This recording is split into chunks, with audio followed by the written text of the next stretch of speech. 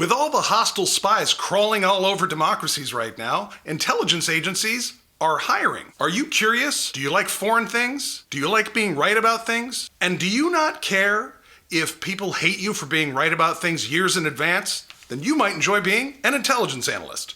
Join us. Guys, it's time for some game theory. Hey guys, welcome back to Game Theory Today. I am Eric Garland, and I am still an intelligence analyst. I got good news. Given all the hostile foreign covert operations that we're uncovering, it might not surprise you to hear that the intelligence agencies are hiring. The other day, the National Security Agency, they're in charge of signals intelligence, they came out and announced that they're hiring 3,000 new people from the civilian communities.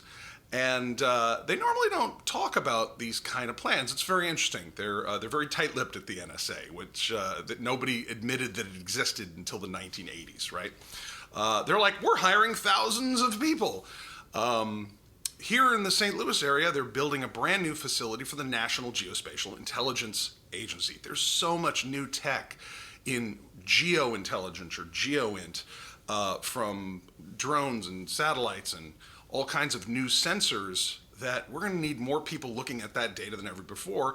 And the already impressive West Campus of the NGA is expanding into North City, and they're putting in a major installation as we speak. So, hey guys, we're hiring. Now, where does this involve you? Of course, last episode, I was tearing into the Steele dossier from a professional intelligence analyst point of view, going, well, a real pro analyst, would notice that this is really off. And it occurred to me, hey, maybe you want to be one of us. So I wanted to run down the top 5 reasons that you might want to be an intelligence analyst by training. First, I'd like to talk about why I love being an analyst, why I love the intelligence community work still 25 years later. I joined in the late 1990s in a field called competitive intelligence, which is nation-state intelligence techniques that are applied to commercial issues, mainly with corporations, some government stuff there too. Sometimes you also got to figure out when foreign spies and mobsters are around. So it's basically intelligence analysis, but without the classified information. Probably the best thing about working in intelligence is the people. We're really close. We're very much a tribe. We know a bunch of weird stuff, and not everybody can share that perspective. And we do bitchin' karaoke nights. So here's the rundown of the top 5 reasons that I think, as somebody who trains intelligence analysts, why you might be a good fit for our profession. Number 1, you're curious. You see the world around you. You see it's very complicated. And you don't always buy the standard story. And you want to know more about it because in this job, you're going to be digging up data very quickly, sifting through it, figuring out what makes sense, what doesn't. Pattern recognition goes into that. So if you're a natural pattern recognizer of any sort, really, then this is going to be a great fit for you, that you are already smart and there's a bunch of stuff that you want to know more. And that's the thing that makes this profession kind of never ending, is you are never done learning super weird stuff that's very important. So number 1, you're curious. Second reason you'd be a good fit as an intelligence analyst, you can handle a lot of information and make sense of it. It's not enough just to know trivial facts, but if you're the type of person that can take a massive data of lots of different sources, parse through which sources are good, which sources are less good, and turn that into a cogent story that a decision maker who may not have a lot of time and may have a really tough job and a really serious decision, if you can make that into a coherent story that somebody else can listen to and trust and make a decision on, if that sounds like your bag, you should join us. That's number 2. Number 3, you're allergic to bullshit. What you'll find in the intelligence analysis world is that a lot of the information that a lot of people make decisions on, especially in the news media and whatnot, doesn't really have anything to do with the real story. There's a lot of fake explanations, fake becauses out there, and the truth is out there. I don't want to go all X-Files or anything. Might you work on a dossier where you're trying to figure out if Bigfoot pilots a UFO? I'm not going to rule it out. It could be. My stuff has involved construction glass and applesauce and occasionally some Russians. All those are all real examples, by the by.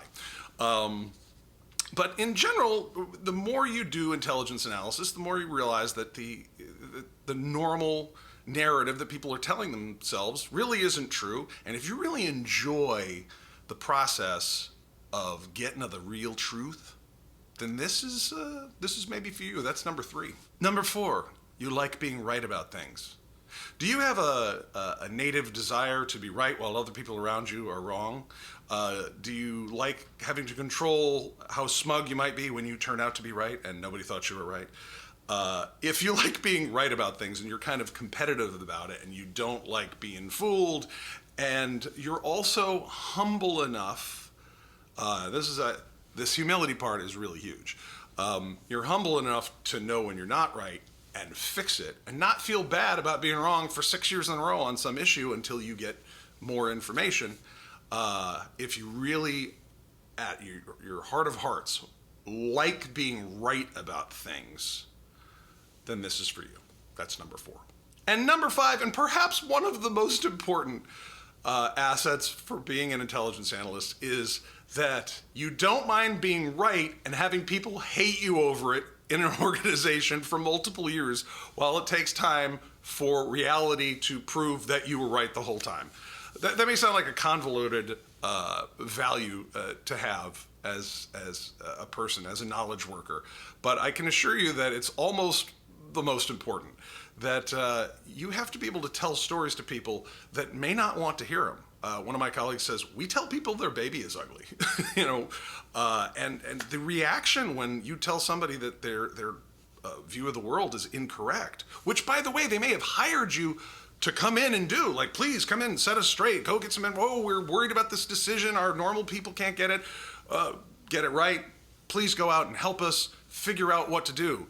And you go out and you do the job of being an intelligence analyst, and you get the information they need, and you find out that their view of the world wasn't correct. They were right to be suspicious about that, and then you're right about something, and you can really help. The next step is really important, because the people who hired you may now hate you because they go through kind of a grief process over realizing a lot of their past decisions may have been wrong, and so they may resist what you have just told them.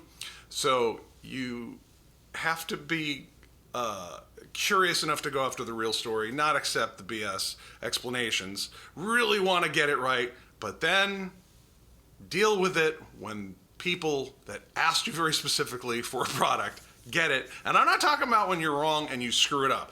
If you screw it up, that's on you. That's a different matter, and you can apologize to your clients. I'm talking about when you get yelled at for being right, because that is part of the gig, and it's all why we have great karaoke nights, and we're so tight as a tribe, because very few people know that very weird thing that some of us just keep choosing year after year. So if those 5 things sound interesting to you, if they sound like you, get in touch with me. I've got plenty of colleagues to put you in touch with, and there's a bunch of intelligence agencies hiring right now. You might really like being an intelligence analyst. So that's it for this episode. Please hit subscribe, hit the like button, and leave me a question in the comments section. What other qualities do I think go into making a good intelligence analyst? Who's hiring right now? Whatever you can think of. Thanks for joining me on Game Theory today, and we'll see you next time.